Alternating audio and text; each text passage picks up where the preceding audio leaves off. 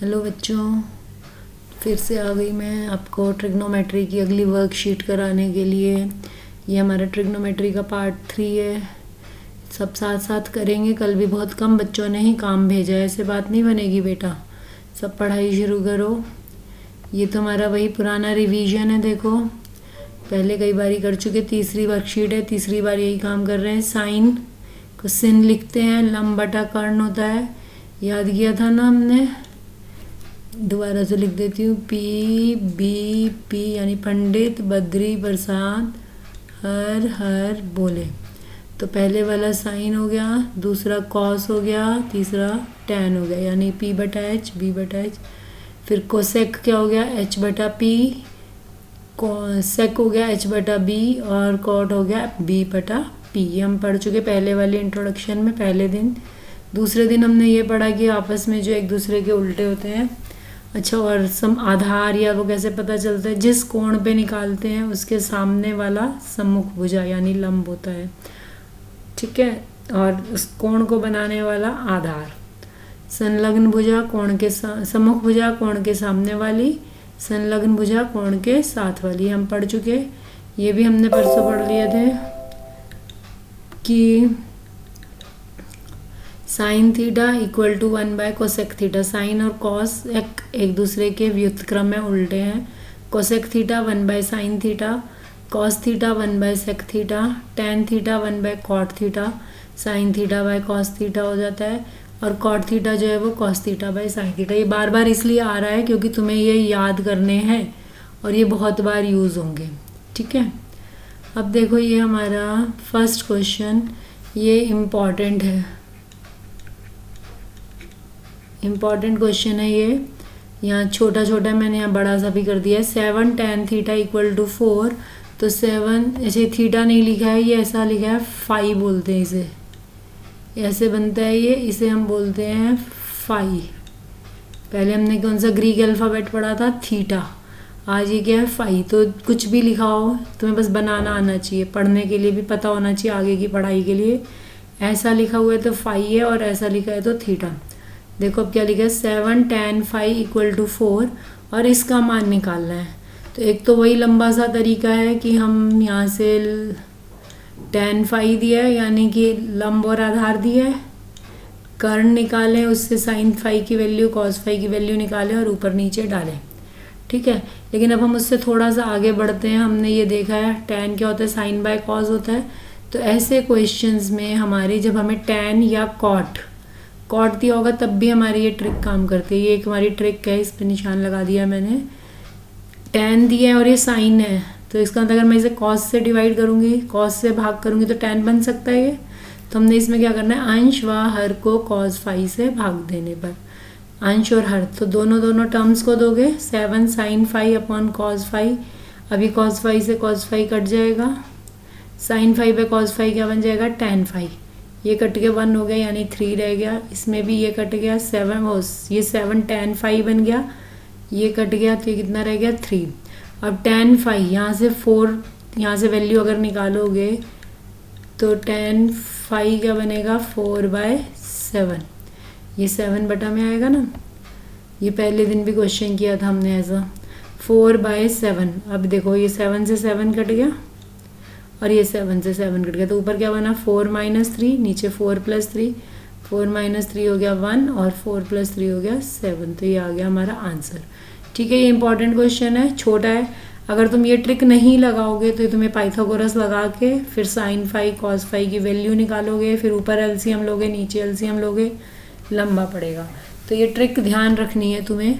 जब तुम्हें tan phi दिया हो तो अंश और हर को कॉस फाई से डिवाइड कर दो, कॉट दिया हो तो अंश और हर को tan से साइन फाई से डिवाइड कर दो, ठीक है। अब देखो हमारा नेक्स्ट क्वेश्चन सिंपल है, उसे तुम अपने आप करोगे। tan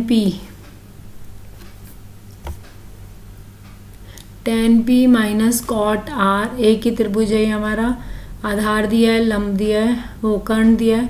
तो इससे पाइथागोरस से कर्ण निकाल लोगे, QR निकाल दिया, ये सब पहले किया हुआ है हमने, 12, 13, 5 का कई बार ही बनाया हुआ है पाइथागोरन ट्रिक। अब tan p के लिए लंब ही हो गया यानी 5/12 आ गया, ये फर्स्ट असाइनमेंट में भी था। कॉट आर, आर के लिए आधार बटा कर्ण होता है, तो यही वाला आधार हो जाएगा, यानी 5/12 आ गया। दोनों कट जाएंगे, दोनों सेम है, 5/12 में से 5/12 गए तो आंसर क्या आ गया 0। ये फर्स्ट असाइनमेंट में भी था, उसी टाइप का क्वेश्चन है, तो तुम अपने आप करोगे, ठीक है। अब ये देखो थर्ड क्वेश्चन देखो, यदि कोण ए और कोण बी न्यून कोण है, तो इस मेथड को तो मैं नहीं करा रही हूँ, बहुत लंबा सा मेथड है, तो इसको बिल्कुल आसान सा करते हैं। हमें क्या दिया, ए और बी न्यून कोण है और कॉज ए बराबर कॉज बी है, यहाँ किया मैंने छोटा सा। तुम लोग भी वीडियो को रोक के इसे नोट कर लेना इन क्वेश्चंस को, ठीक है। कॉज ए बराबर कॉज बी दिया है और ए और बी न्यून कोण दिए हैं, ठीक है। तो एक समकोण त्रिभुज बनाया हमने, ए और बी न्यून कोण दिए हैं, ठीक है। तो और कॉज ए बराबर कॉज बी, अब बताओ cause A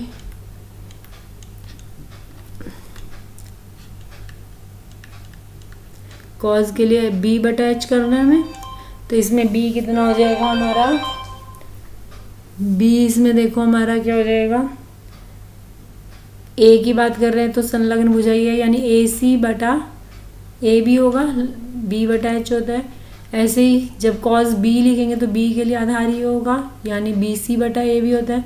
A B cut गया तो क्या आ गया, ए सी बराबर बी सी। अब एक त्रिभुज में अगर ए सी बराबर बी सी है तो उनके सम्मुख कोण भी क्या होंगे, बराबर। कौन सी प्रॉपर्टी है हमारी, बराबर भुजाओं के सम्मुख कोण, पढ़ी हुई है ना ये पहले हमने, बराबर भुजाओं के सम्मुख कोण, ठीक है। समझ आ गया, ये बहुत आसान सा मेथड है, इस क्वेश्चन को इसी से कर लेना छोटा सा, ठीक। उसके बाद प्रयास कीजिए में आ जाइए। फर्स्ट क्वेश्चन एक तो इसी तरीके से कर ही सकते हो तुम, उसमें साइन दिया तो यानी लंब बटा कर्ण करोगे बराबर, तो कर्ण कर्ण कट जाएगा, दोनों लंब हमारे बराबर आ जाएंगे, सेम वैसा भी हो जाएगा। और नहीं तो इसको मैंने इस तरीके से भी, अच्छा इसमें करेक्शन कर लो, कोण ए और क्यू न्यून कोण है जिनके साइन ए बराबर साइन क्यू, तो त्रिभुज ए पी क्यू में अगर मैं बनाती हूँ, मैंने इस बार समकोण नहीं बनाया, ऐसे बनाया, ये बराबर सिद्ध करना है हमें, और साइन ए बराबर साइन क्यू, तो मैंने इसमें एक रचना कर ली, पी आर लंब ए क्यू खींचा, रचना करी, अब ये लंब हो गया। ए के लिए क्या बनेगा हमारा, पी आर बटा ए पी, साइन ए यही होता है, कर्ण बटा वो लंब बटा कर्ण। ऐसे साइन क्यू लिखोगे तो इसका लंब क्या हो गया, पी आर, और कर्ण क्या हो गया, पी क्यू। पी आर दोनों में कट जाएगा, तो ये हमारा क्या आ जाएगा, पी क्यू बराबर पी ए, क्योंकि देखो पी आर कट गया, पी क्यू इधर मल्टीप्लाई हुआ, पी ए इधर, तो पी क्यू बराबर पी ए आ गया। अब फिर वही बात होगी, बराबर भुजाओं के सम्मुख कोण बराबर, अगर ये दोनों भुजाएं बराबर है तो इनके सामने आमने के कोण भी बराबर होंगे, ठीक है।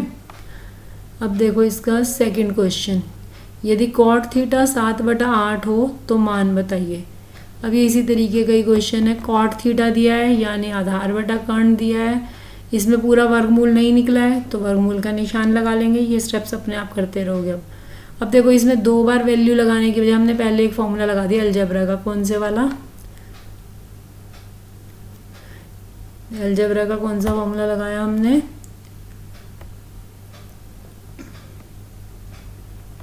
ये देखो यहाँ पे a plus B into A minus B क्या हो जाता है, A square minus B square, ठीक है। ये फॉर्मूला लगाया, तो इसमें अलग अलग भी रख सकते थे, फिर ब्रैकेट खोल लेते, वही बात आनी थी, तो हमने पहले लगा दिया, एक ही बार वैल्यू डालेंगे। अब देखो जब हमने इसमें ये फॉर्मूला लगाया है तो इसमें a की जगह क्या है 1, ए की जगह 1 है, बी की जगह साइन थीटा है, 1 का स्क्वायर। अच्छा अब ज्योमेट्री ट्रिग्नोमेट्री में ऐसे स्क्वायर नहीं लगाते हैं, ठीक है, रेशो के ऊपर, अनुपात के ऊपर लगाते हैं, पीछे नहीं लगाते हैं, ठीक है। तो साइन थीटा का स्क्वायर था तो क्या बन गया हमारा, साइन स्क्वायर थीटा, ठीक है। तो अभी देखो 1 माइनस 1 का स्क्वायर 1 हो गया, साइन थीटा की वैल्यू क्या हो जाएगी अब हमारी, लंब बटा कर्ण, लंब कितना है 8 है, और कर्ण कितना है √1/113, ये भी हमने निकाला।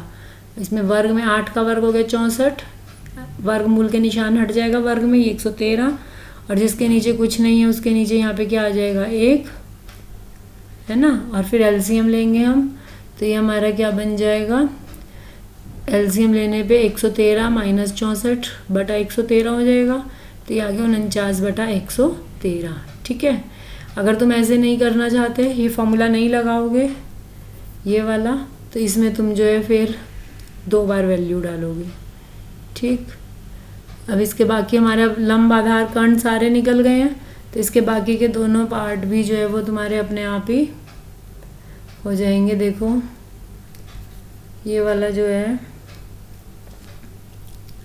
ये रहा, इसमें 1 माइनस साइन थीटा और 1 प्लस कॉस थीटा, ये वाला ये, अच्छा ये चारों गुणा थे तो मैंने अपॉन में, ये भी है अपॉन में ही है, इसके नीचे ये भी मैंने ऊपर का अंश निकाल दिया, ऐसे ही तुम इसका हर निकाल लोगे 1 माइनस कॉस स्क्वायर थीटा करके। ठीक है, तो वो भी जो आएगा उन्हें काट दोगे तो तुम्हारे पास आंसर आ जाएगा। ठीक है, ये मैंने तुम्हें सिर्फ अंश हल करके दिया है, हर तुम अपने आप करोगे। कॉस थीटा की वैल्यू क्या बनेगी 7 बटा √113। ठीक है, उसे सॉल्व करोगे। उसके बाद कॉट स्क्वायर थीटा तो हमारा है ही 49 बटा, ये वाला क्या हो जाएगा कॉट स्क्वायर, सेकेंड पार्ट में क्या आ गया कॉट स्क्वायर थीटा यानी 49 बटा 64। इसका भी मैंने सिर्फ फर्स्ट पार्ट का अंश हल किया है, हर तुम अपने आप करोगे। ठीक है, पूरा पूरा नहीं करूँगी, नहीं तो वीडियो बहुत बड़ा हो जाएगा और तुम सॉल्व नहीं करोगे। त्रिभुज ऐसी भी लीजिए जिसका कोण सी समकोण है, ए भी 29 डिग्री, मैं सिर्फ चित्र बना के दिखा रही हूँ।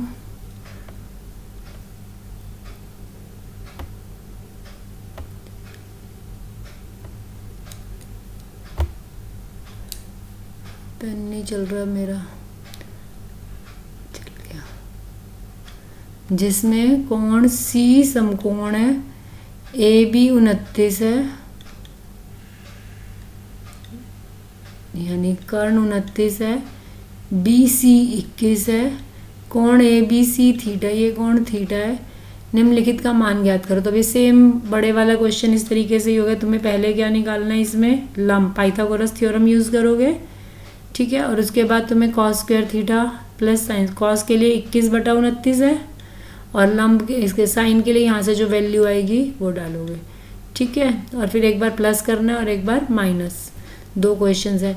और एक चीज़ और फिर देख लो, इसमें स्क्वायर यहाँ लगा हुआ है, समझ आ गई ना बात ये वाली, कि वर्ग का निशान जो है वो बीच में लगता है। बिल्कुल इसी तरीके से पाइथागोरस लगाओगे जैसे इस क्वेश्चन में लगी हुई है, कि तुम्हें लंब और का आधार और कर्ण दिया, लंब पहले निकालोगे और फिर जो वैल्यू तुम्हें चाहिए, कॉस की चाहिए तो कॉस निकालोगे और साइन की चाहिए तो साइन। ठीक है बेटा, आया है समझ में कुछ? जितने ज़्यादा, और ये बुक से भी खोल के करना है, सिर्फ यहीं पे काम नहीं छोड़ देना है। ठीक है, इसमें बहुत प्रैक्टिस की ज़रूरत है अब तुम लोगों को।